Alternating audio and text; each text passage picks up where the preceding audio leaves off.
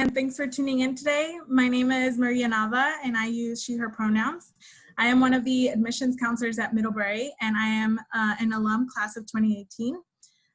Thanks for joining us today to our webinar, Diverse Experiences. We have a wonderful group of panelists that are here to share with you anecdotes and resources for our typically underrepresented students in higher education. I am very excited to be leading this panel as someone who has worked very closely with our Intercultural Center and our first generation support systems. As we get started, I do want to take some time to honor and protect the history of those who have contributed to our land before we were here. Middlebury College sits on land belonging to the Abenaki Nation, and we have all contributed and been complicit in the colonization of Indigenous land. I also want to acknowledge that the COVID-19 pandemic has disproportionately affected Black, Indigenous, and communities of color. I also want to take a moment to denounce the inexcusable violence towards Black people in this country through police brutality and violence against Black Lives Matter protesters. Middlebury is working on anti-racism by piloting an inclusive practitioners program where staff and faculty are invited to participate in workshops around anti-racism as an everyday practice. In another step towards anti-racism, students, alumni, faculty, and staff directed more than $46,000 to Black Lives Matter, the Innocence Project, Equal Justice Initiative, ACLU Vermont, and the Rutland area NAACP this past summer. The Office of Institutional Diversity, Equity, and Inclusion continues to work on developing a 5-year strategic plan with the goal of fostering anti-racist work. Structural inequity will not be solved in singular institutional actions, but these are hopefully steps forward. Please continue to think about what you can do in your own journey of anti-racism and take this acknowledgement from Middlebury College admissions as our progress towards anti-racism. I do want to remind folks also to make sure you type in your questions in the Q&A box throughout our presentation, and we will get to as many questions as we can during our time together. I will also be sending a link in the chat regarding our virtual flying program for underrepresented students in higher education. And with all of that said, I will now hand it over to Roberto to get us started.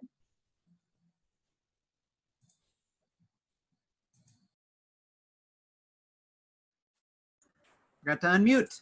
The day of Zoom is a strange time indeed. My name is Roberto Linzagarena. I'm a professor of American Studies and the director of intercultural programs. And in that capacity, I direct the Anderson Freeman Intercultural Center with Janae and have done so since it was established 6 years ago. I've been at Middlebury for 11 years, having moved here from Los Angeles, where I taught in the Ethnic Studies Department at the University of Southern California.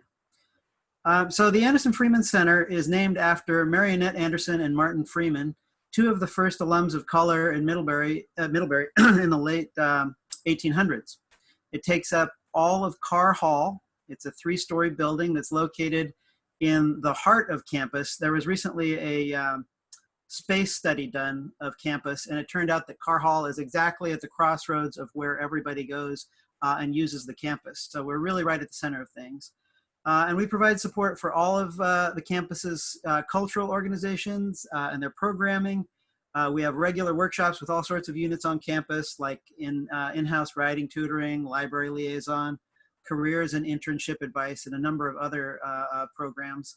But above all, the Anderson Freeman Center is an affinity space for students of color, first-gen students. That means the first in their family to go to college. LGBTQ plus students, and students who have been historically underrepresented in American higher education. So at base, I think what I'd like to convey is that it's a place to feel at home. And I don't mean that to say that the campus isn't welcoming. It's a remarkably friendly place, but the AFC supports a community largely of students of color coming from more urban and less white spaces, helping them feel like they have a home base in rural Vermont. With the addition of Janae last year, we've launched and continue to grow our LGBTQIA+ programs. She'll speak to that momentarily. And Lizzie Friesen, our VISTA volunteer and recent alumna, will speak about our robust programming around first-gen students. During the course of the year, we have all kinds of things going on. this is during a normal school year. This year will be a challenge and different, but we look forward to returning to things like community dinners, stress busters around exam times, and all sorts of community building exercises that are centered there in Carr Hall. I'm going to turn it over to Janae, but before I do, I just want to say that please reach out to us with any questions or concerns about the community here at Middlebury. We're very straight shooters. And we're also more than happy to share what our resources are and how we can help you feel at home at Middlebury. So with that, I'll turn to Janae. Hi, everyone. My name is Janae Du. My pronouns are she, her, hers, and I am the Assistant Director of the Anderson Freeman Resource Center. I grew up in Wisconsin. I don't know what I was trying to say there, but I grew up in Wisconsin, and I lived in the Midwest all my life until I moved to Middlebury last September. So I've worked at Middlebury College for almost a year now, and I work at the AFC as the primary person doing programming and support for LGBTQIA+ students. So if you have any questions about student organizations, we have Queers and Allies, Queer and Trans People of Color, the Trans Affinity Space, and ACE Space, which is an asexuality initiative. So if you have any questions about those organizations, please let me know. Otherwise, I'm also on the LGBTQ Resource Center Task Force, which is a task force getting ready to figure out how we can potentially have an LGBTQ center on campus. It's in its early days and phases, but that is something that I'm working on. I'm also part of the Community Bias Response Team, or CBIRT, which is a group of faculty, staff, and students who get together weekly to talk about any bias reports that have been put into campus, so we can discuss how we can combat those and have fruitful conversation to combat bias on campus. So yes, I will now turn it over to Lizzie.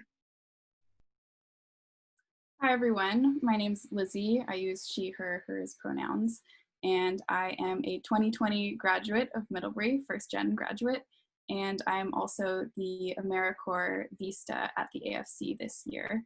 And so I want to say that as a first generation student at Middlebury, it was difficult sometimes. Sometimes I felt like I was out of the loop and everybody else knew what was going on and I just didn't know what I was supposed to be doing.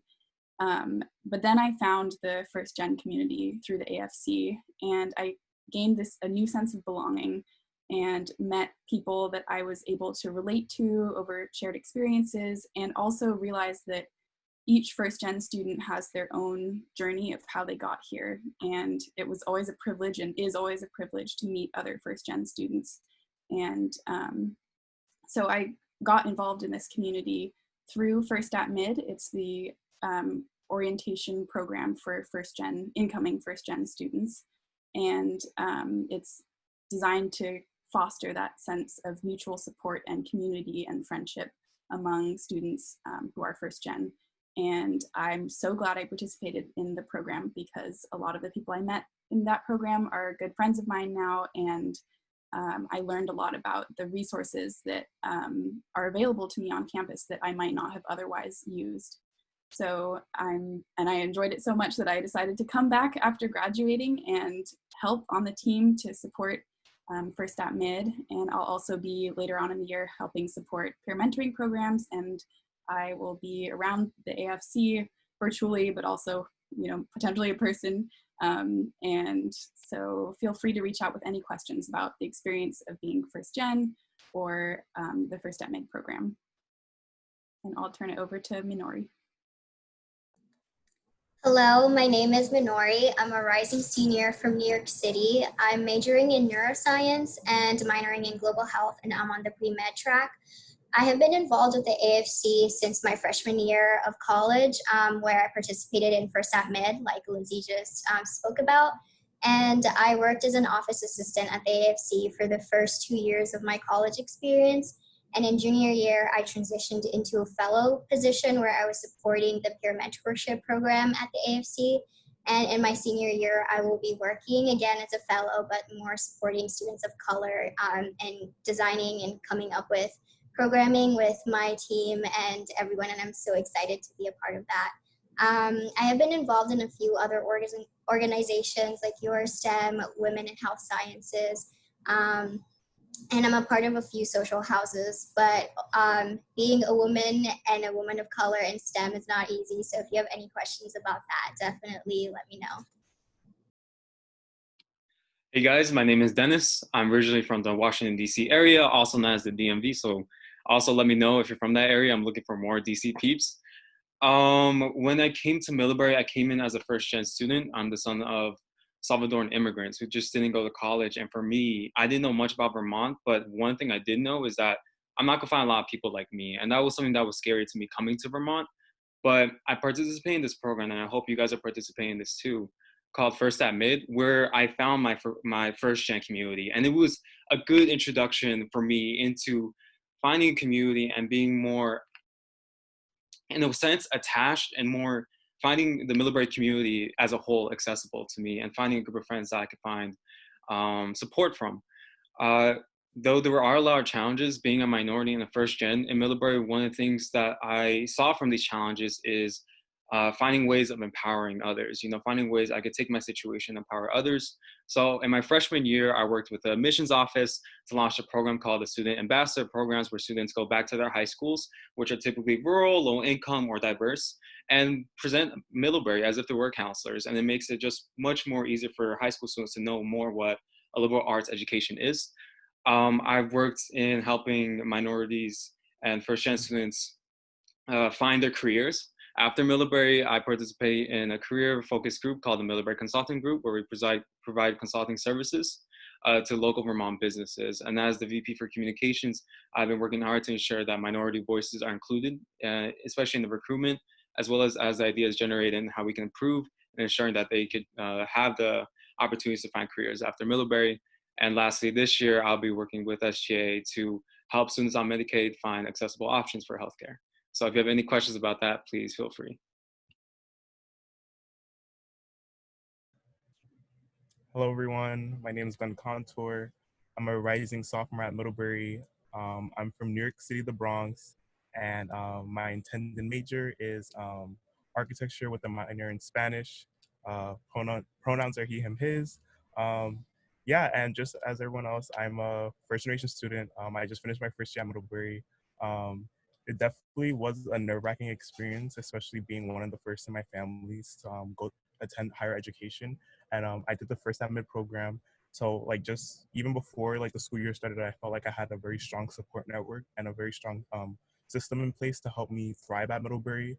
Throughout the semester, I had many cases of imposter syndrome, and just having my peers around me and having sorry, my alarm went up. And having students who are also in the same boat as me was very encouraging, and it felt like I had people to lean on throughout my first year, especially because it's kind of hard to reach out to your parents because they don't know exactly what you're going through, and there might be a bit of disconnect in terms of your coursework or just navigating the college experience because it's very different and very taxing, especially when you don't have like that your family to always like be there and understand you. So just having peers and having people who are going alongside it, and even having upperclassmen was a very comforting experience because I was able to reach out to them and let them know, and they were able to give me tips because they've done it before and they know what exactly I may be struggling with. So I felt like because I had that support network, I had a lot of confidence being on campus and engaging with all the different opportunities that were available to me.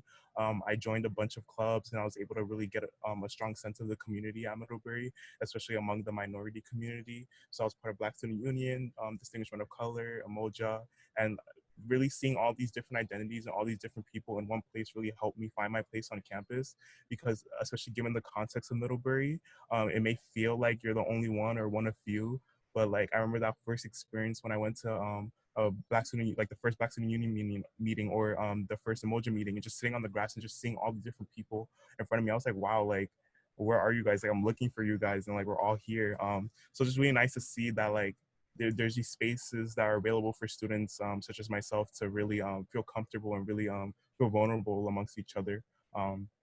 So I wanted to continue to add to that space. So I was the first liaison for Distinguishment of Color. So I was helping promote bridge the connection between Distinguishment of Color and the first year class, letting them know that, again, this is a space for all students, and that no matter what your identity is, you can always come and add to the conversation, or just come to inform yourself and educate yourself.